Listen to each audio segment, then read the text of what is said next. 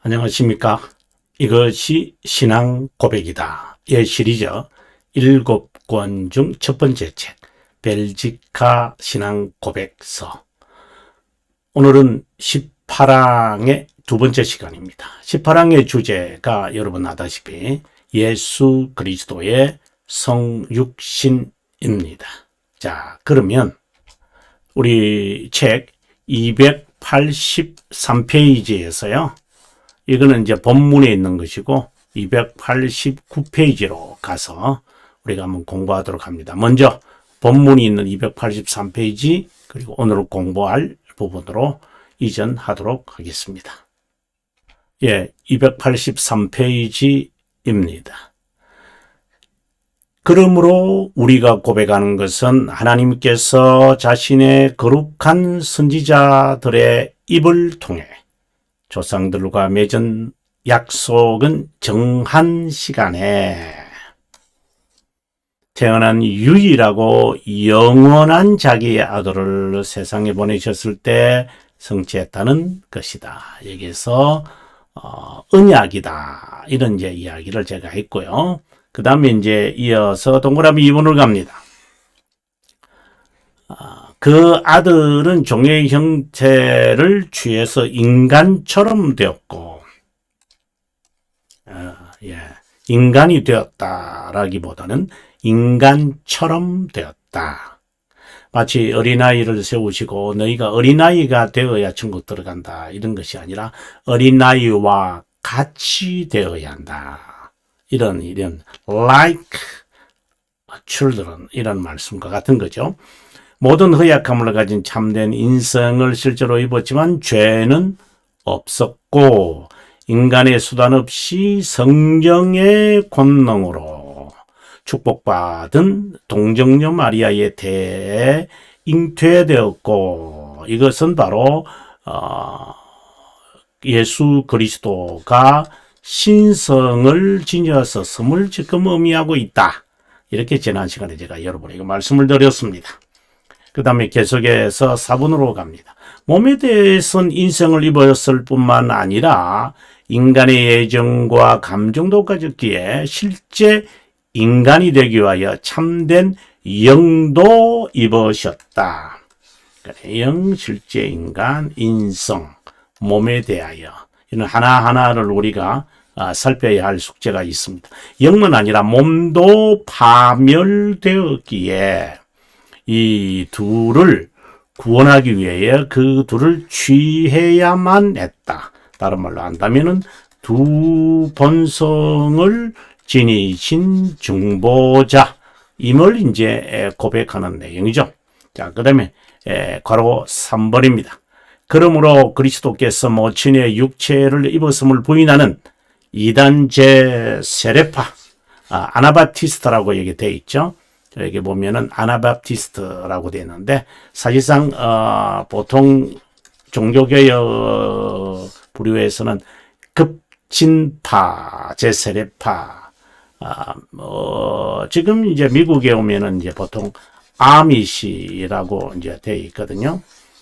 제가 선 가공된 진리, 제가 선 이제 가공된 진리, 근현대 교회사 가공된 진리라고 하는 이 책을 보면 이 책인데요. 그 제세례파의 그 기원에 대해서 이제 설명하고 있고요.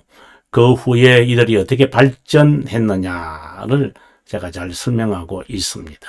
또 종교개혁사 책인데요. 진리의 재발견 이런 책에 보면 어떻게 제세례파의 기원이 뭐냐 이것에 대해서 이것을 잘 설명하고 있는데 여러분께서 궁금하시면 이 책을 여러분들이 참고하실 수 있겠습니다. 예, 이들은 실제로 제세례파들은 그리스도께서 본친의 육체를 입었음을 부인한다. 이 말은 예수 그리스도의 인성에 관하여 정말 인정할 수가 없는 이제 이러한 이단으로 정죄받았습니다. 우리가 고백하는 것은 그리스도께서 어린아이의 육체와 피를 지녔다는 것이다. 그 다음에 계속해서 그분이 육체로는 다윗의 자손이다. 사실상 이 부분이 매우 중요합니다.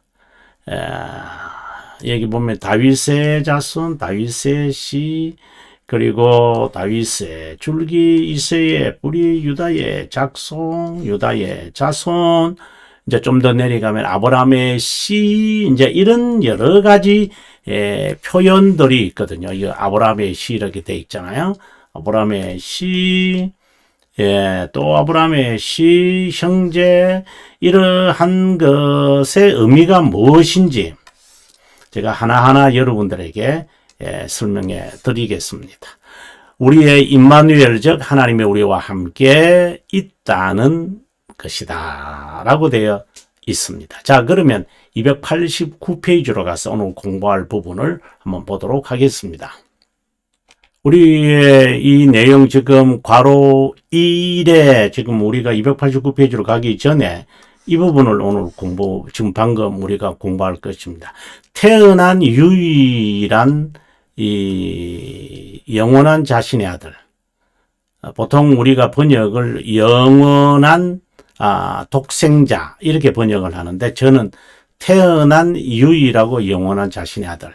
영어로 보시면은 only begotten and eternal son이라고 되어 있거든요. 그래서 요 말 그대로 번역하는 게 좋지 않을까? 그냥 독생자라고 하는 말은 좀 어울리지 않는 것 같은 느낌이 있습니다. 자, 아무튼 289페이지로 가서 여러분에게 설명해 드리겠습니다.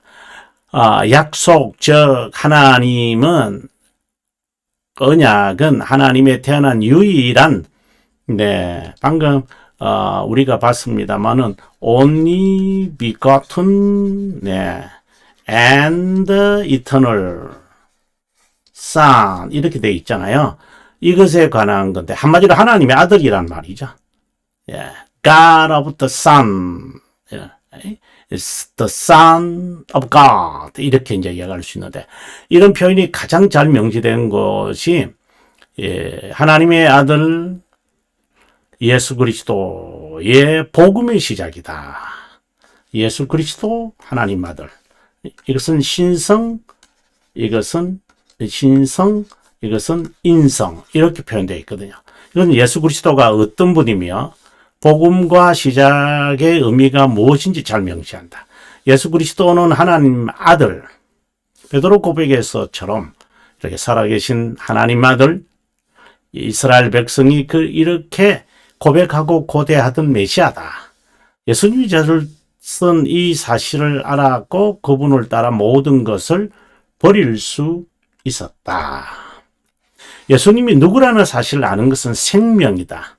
우리가 잘 아다시피 요한복음 17장 3절이죠. 나를 보내신 이를 아는 것이 영생이니라. 영원히 산다라고 하는 개념이 아니고요. 이터널입니다. 이터널 라이프. 하나님과의 영원한 교제. 바로 유니언, 연합. 이것을 지금 이야기하는 것입니다. 구원의 성격을 파악한 것이다. 이것은 한 번에 의지적으로 지성적으로 예수님이 누구라고 고백한 것을 의미하지는 않는다. 그분에 관한 지식은 평생 경험과 함께 그래서 그분의 실존을 우리가 알아가는 거겠죠. 그분을 닮아감으로 그분에 관한 지식을 참되게 안다고 말하는 것이 좋을 것이다. 우리가 크게 실수하는 것은 하나님의 측면에서 단번에 주신 이것은 영원이라는 거잖아요. 은혜라고 인식하지 않는 채로 인간의 측면에서 보면 한 번, 두 번 이런 거의 개념으로 갖고 있다는 것이다. 한 번 해가지고 한 번 희생제물을 드려서 인류의 모든 죄를 다 사했다. 이건 말이 안 되는 거 아니냐. 이런 식으로 오해하면 안 된다. 만약에 그렇게 돼버리면은 한 번, 두 번 이렇게 돼버리면은 이제 로마 가톨릭이 말하는 미사가 돼버려요.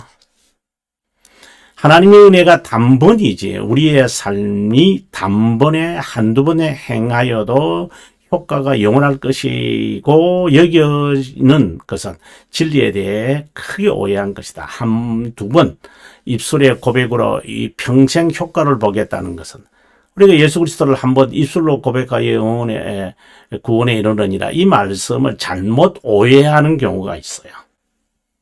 계속해서 그 고백의 깊이와 넓이와 그리고 그리스도에게까지 자라가야 하는 숙제가 있습니다. 근데 삶에서 지속적으로 고백해야 한다. 이 말을 지금 하고 싶은 겁니다. 그 다음, 이 말 이제 번역에 관한 이야기고요. 메시아 구세주 그리스도. 예수님 또는 주님으로 고백하는 그 부분은 이제 이러한 요 설명들은 실제로 하이델베르그 22문부터 쭉 설명해요. 29문까지. 예수 그리스도에 대한 사도신경의 고백에 관하여 명칭을 하나하나 설명을 하거든요. 그래서 구세주라고 하는 이름 같은 맥락이죠. 메시아라고 하는 이름 같은 맥락이죠. 주님. 이렇게 묶어 가거든요. 메시아 그리스도, 구세주 예수, 주님. 이런 명칭들이 있는데 사실상 그 사용되어지는 측면들이 실제로는 다양하죠. 자, 그 다양한 점들을 우리가 파악하게 되겠죠. 이것을 위해 하나님의 아들의 속성이 유일하게 태어날 뿐만 아니라 영원하다. 우리가 아까 보았을 때 only begotten이었잖아요. 기억나세요? begotten and eternal Son 이렇게 되어 있거든요. 이 고백은 하나님 아버지가 하나님 아들을 보냈고 그것이 단순히 순종했다라고 하는 오해할 수 있다. 그대로 그렇게 되어 있으니까 아니다. 하나님이 하나님의 아들을 보낸 것이다. 하나님이 하나님 아들을 보낸 것이다. 하나님 아버지가 하나님 아들을 보냈다. 이렇게 하는 것이 아니라 큰 차이가 있습니다, 여러분. 하나님 아버지가 보낸 것이냐, 하나님이 보낸 것이냐. 여기서 말하는 하나님은 신격을 이야기하고 삼위일체를 말하는 것이고, 삼위일체 하나님을 말하는 것이고, 여기에서는 아버지 하나님을 말하는 거겠죠. 그러니까 Father of God 이 말을 지금 하고 있는 거죠. Father of God이 Son of God을 보냈다 이렇게 생각하면 안 되고 삼일체 하나님이 이격이신 하나님을 보내셨다. 이제 이 개념을 갖고 있어야 한다. 하나님이 하나님 자신이 오신 것이다. 이렇게 보는 거죠. 그래서 요한복음 3장 16절 해석, 그러니까 돌터레이터 1장 2항에서 이 설명을 자세하게 하고 있으니까 여러분 꼭 이 부분을 정리하셔야 한다는 것을 제가 돌터레이터 1장 2항을 통해서 여러분에게 많이 강조하고 있으니 꼭 참고하시길 바랍니다. 전자는 이 부분을 말하죠. 이겁니다. 전자는 삼위일체 하나님이고 후자는 제2격의 하나님이다. 인간 측면에서 아버지의 말을 아들이 따랐다고 해석하면 안 된다. 이는 요한복음 3장 16절의 이야기죠. 인간 측면에서 아버지의 말을 아들이 따랐다는 식으로 해석해서는 안 된다. 이것은 순종이라는 측면을 지금 강조하려는 것이 하나님 자신이 자신에게 순종한 것이다. 스스로 이 말인 거죠. 그분은 새 위격을 지니신 분이기에 이런 식으로 해석이 가능하다. 삼일체 하나님의 새 위격 중 제2격의 이 위격이 자발적으로 인간이 되신 것이다. 이렇게 해석을 해요. 하나님께서 아들을 보냈다는 고백은 그분의 순종을 의미한다. 예를 들어서 He was raised from the dead. 그러니까 죽은 자들 가운데서 부활 일어나게 되었다. 이 수동태거든요. 이것은 그분이 순종이라는 의미에서 그냥 기록된 대로 인자는 가거니와 기록된 대로 이런 말씀처럼 순종이라는 의미에서 수동태가 He was raised from the dead 이라고 이야기를 하는 거죠. 예, 부자 가운데 인륜의 이야기를 하려고 하면 안 됩니다. 여러분 이 부분에 대해서 돌트레이터 1장 2항을 한번 보고 가도록 하겠습니다. 예, 돌트레이터 1장 2항의 내용에 대한 해석인데요. 여러분 69페이지일 거예요. 한번 볼까요? 69페이지, 이게 68페이지네, 69페이지 맞네요. 일반적으로 독생자 또는 외아들이라고 번역을 하지만 뭔가 조금 석연치 않은 느낌이 든다. 자칫하면 인간관계의 부자 관계처럼 느껴지기 때문이다.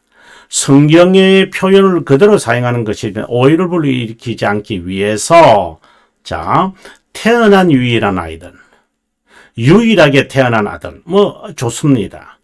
유일하게 태어난 아들 이렇게 번역을 하든가 유일하게 태어난 아들 좀 길지만 정확한 해석 같아요. 아니면은 저는 이렇게 표현했습니다만은 태어난 유일한 아들 좀 말이 좀 어색하기는 하야. 그러나 오해를 주지 않기 위해서 인간관계 인륜의 이야기를 하지 않다라는 말을 지금 하려고 하는 것입니다. 우리가 하나님 아들을 독생자라고 고백할 때 인간적 관계를 의미하지 않고 신격 간의 관계에서 아들됨을 의미하기 때문에 인간적 개념을 당연히 잊어버려야 하고 삼위 하나님 간의 관계를 구별하기 위하여 상징의 단어로 인지해야 된다. 이런 의미에서 곧이어서 지금 우리가 공부하는 것처럼 여기에서 영원이라는 eternal son 이렇게 되어 있다라고 제가 밝히고 있습니다. 그러면 다시 본문으로 다시 돌아오도록 하겠습니다. 예. 본문으로 다시 돌아왔습니다. 하나님께서 아들을 보냈다는 고백은 순종을 의미한다.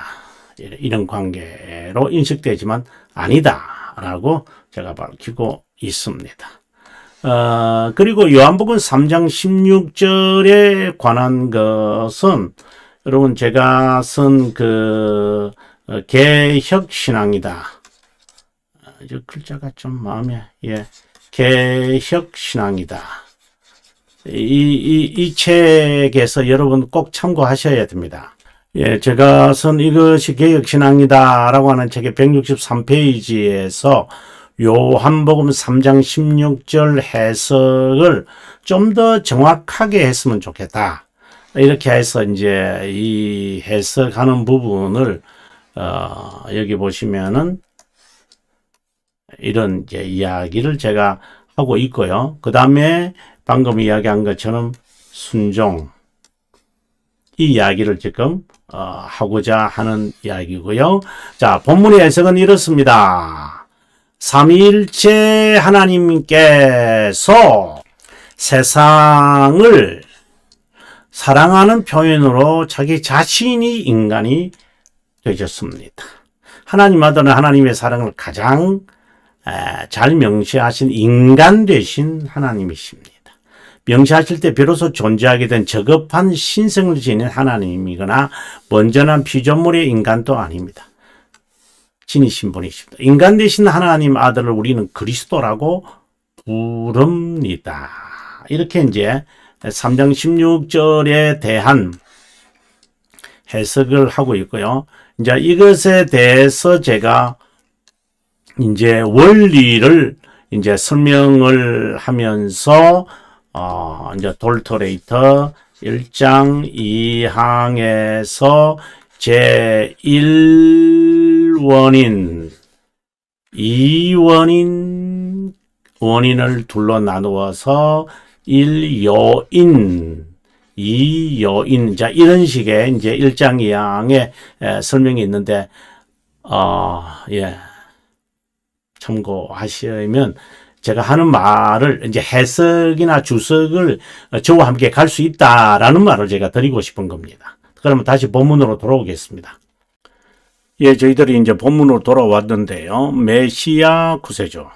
우리가 떠나기 전에 이제 이 부분을 제가 짝을 이룬다. 이렇게 제가 했죠.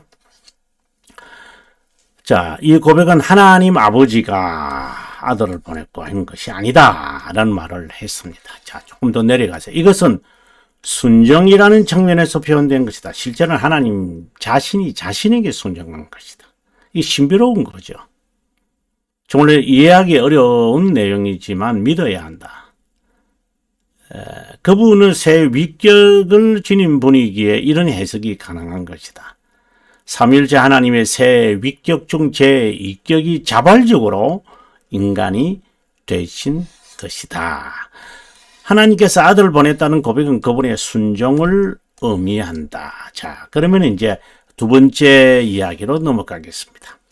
중보자의 신성에 관한 고백에 이어 인성에 대한 고백이다. 제가 이제 맥을 잡는 건데요. 1에서는 이제 이렇게 신성에 대한 고백이고, 이제 2는, 여기에 2는 인성에 관한 고백이다. 이건 대결의문다 37문과 23문에서 보면 좋다. 다른 말로 한다면 중보자의 두 신분, 낮아지심과 높아지심. 이 고백은 중보자의 신성과 인성에 관한 고백이죠. 성육신이 전체를 구성하고 있다. 그리스도에 대한 고백에 앞서 그분의 신성과 인성, 두 본성에 대한 것은 구속사역을 깨닫는 데 중요하다. 그 중요성에 관해서는 다음 항목 19항에 가서 두 본성에 관한 고백이거든요. 거기에 가서 좀 더 자세하게 설명을 하겠다라고 제가 숙제를 남겨놓고 계속해서 이어집니다. 중보자의 참 인간됨에 관한 첫 번째 고백이다. 중보자는 인성을 종의 형태로 가지기 전에 자신을 비워야 했다. 자신을 비운다는 것은 신성의 포기가 아니다. 어린 나이로 계실 때도 신성이 그대로 있으셨다. 그리고 청년일 때도, 심지어 영이 육체에서 떠났을 때도 신성은 여전히 있었다. 그게 이제 19항에 가보면 이제 자세하게 설명하고 고백하고 있습니다. 그 영광을 가지지만 발휘하지 않으면서 감추면서 겸손하게 인성을 따랐다는 것이다. 이것은 부요한 자로서 우리를 위하여 가난한 자가 되었다는 의미다. 그분은 우리를 대신하여 인간이 되셔서 율법에 순종하여 십자가의 끔찍한 고통을 담당하여 비참한 자가 되므로 우리를 부요한 자로 만드는 것이다. 우리는 그분의 가난으로 부요하게 되어 양자가 되었다. 하나님의 아들이 인간이 되셔서 타락의 저주를 친히 담당함으로 정의의 대상이 됐다. 이제 우리가 20항이잖아요. 우리가 16항에서 하나님의 영원한 작정은 자비함과 정의로 나타난다. 선택된 자에게는 하나님은 선택된 자입니다. 선택된 자에게 하나님은 자비함을, 그죠? 그 다음에 유기된 자에게는 정의를, 그렇잖아요. 그런데 이 선택된 자입니다. 이것도 된 자. 선택된 자가 유기된 자 가운데 이렇게 사니까 선택된 자라 하더라도 자신의 정체성을 모르면서 유기된 자로 삽니다. 그래서 이것을 일반인과 다를 바가 없다. 하나님의 적이었다. 이렇게 칼빈 선생은 이렇게 이제 표현하고 있죠. 그렇다면 유기된 자에게 내려진 정의를 선택된 자가 어울러 같이 사니까 같이 정의를 받아야 되죠. 근데 이 자를 여기서 빼내야 돼요. 이걸 구원이라 그러잖아요. 에클레시아. 이제 불러서 교회로 오게 해야 되잖아요. 이걸 교회라는 것은 불가시적 교회. 아니, 지리적이고, 현상적인 지금 이야기를 하고 있는 겁니다, 여러분. 네. 옮기게 해야 되잖아요. 마치 중생하는 것처럼 중생의 경험을 해서 중생되었다는 사실을 깨닫게 해야 되잖아요. 이것을 보통 우리는 구원이다 라고 하잖아요. 이 구원을 시키기 위해서는 구속이 필요하지요. 예, 이제 속죄라고들 해석을 합시다. 속죄가 필요하지요. 속죄를 하려니까 속죄 제물이 필요하지요. 왜요?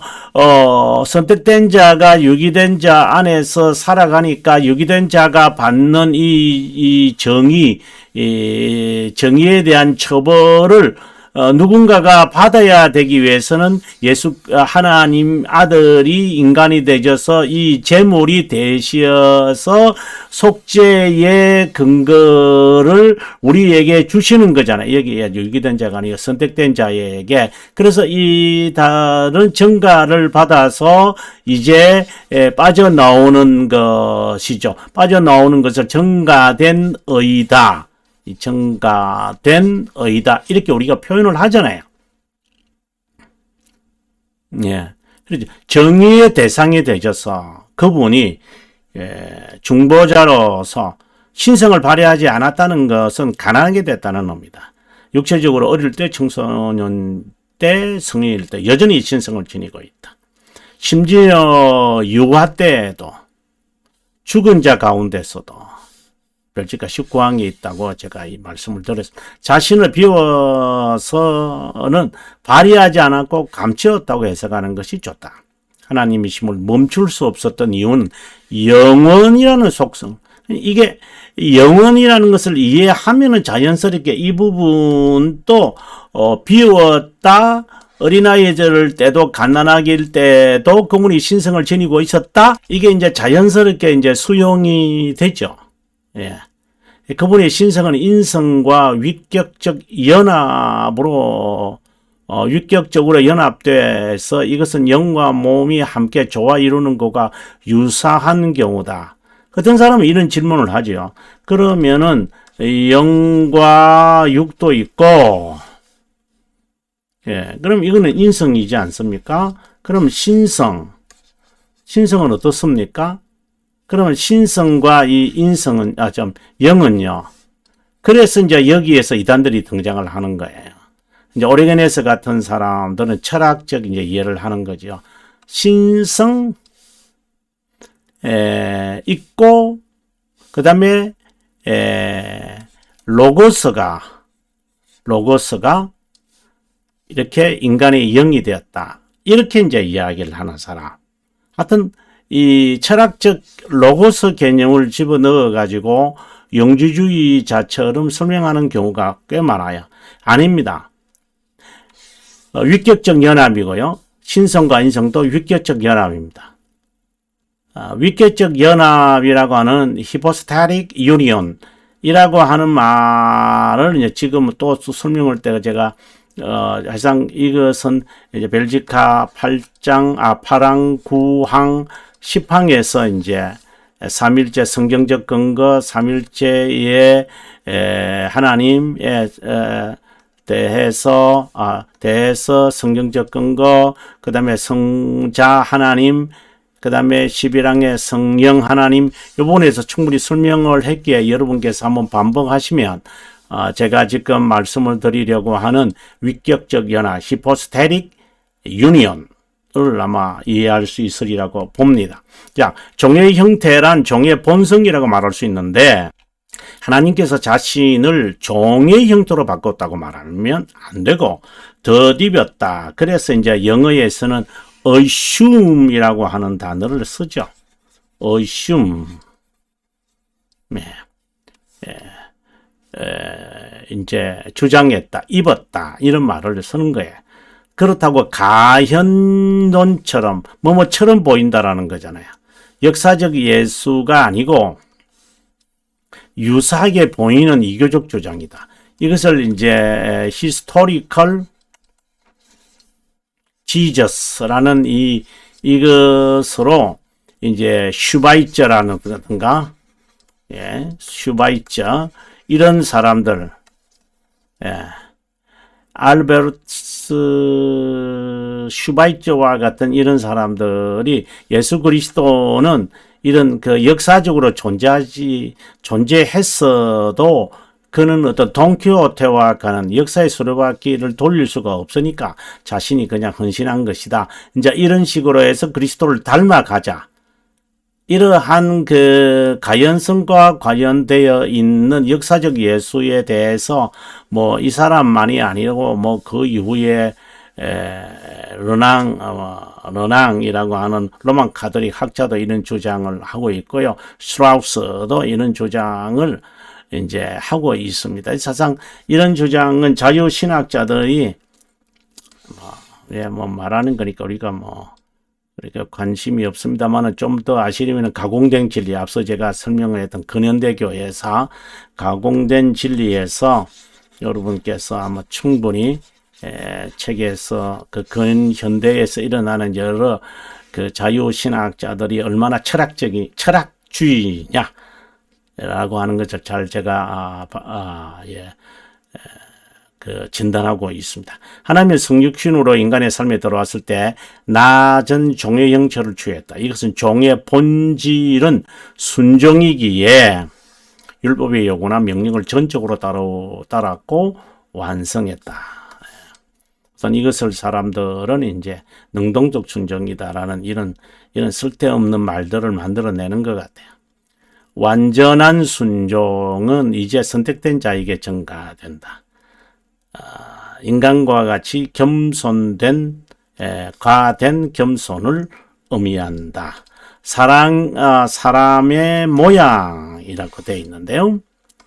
사람의 모양은 사람과 유사하다는 것이지 특이하게 다르다는 것을 말하지 않는다. 철학자들이 말하는 것처럼 초인 성인 아니다. 자, 오늘은 여기까지 하고요. 다음 시간에 여러분 우리가 공부를 하는데 우리가 페이지로서는 앞에가 292페이지니까 여기가 293페이지가 되겠죠. 293페이지 우리가 다음 시간에 공부하도록 하고요. 예습 복습. 방금 제가 또 책들을 열거하면서 우리가 뒤적지적 했는데 함께 참고하시면 예수 그리스도의 중보자 하나님의 그 신성이 괄호 1에 있고 괄호 2에서는 중보자 하나님의 인성에 관한 이야기 우리가 첫 번째를 봤고 이제 다음 시간에는 두 번째 여기에 괄호 2부터 공부하도록 하겠습니다. 시청해 주셔서 감사하고요. 남은 시간 평안하시기를 바랍니다.